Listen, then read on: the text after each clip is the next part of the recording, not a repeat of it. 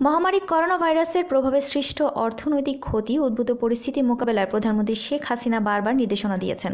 জনগণের ভোটে নির্বাচিত জনপ্রতিনিধিরা যেন জনগণের পাশে থাকেন, কিন্তু সমালোচিত হয়েছেন অনেক জনপ্রতিনিধি।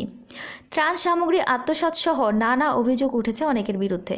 এমন সমালোচনার মধ্যেও ভোলা ৩ আসনের সংসদ সদস্য নুরুন্নবী চৌধুরী শাওন জীবনের ঝুঁকি নিয়ে মাঠে ময়দানে করোনা মোকাবিলায় প্রধানমন্ত্রীর নিবেদিত কর্মী হিসেবে নিরলসভাবে কাজ করে দৃষ্টান্ত স্থাপন করেছেন।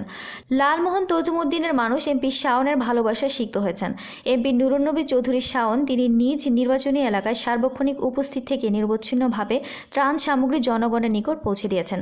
এমনকি এলাকাবাসীর মধ্যে নগদ অর্থ সহায়তাও দিয়েছেন। বিশেষ করে অসহায় গরিব মানুষের নিকট নিয়মিত খোঁজ খবর নিয়ে খাদ্য সরবরাহ নিশ্চিত করে তার নির্বাচনী এলাকা লালমোহন ও তজুমুদ্দিনের জনগণের কাছে দ্বীপ বন্ধু হিসেবে আলোচিত হয়েছেন এমপি নুরুন্নবী চৌধুরী শাওন।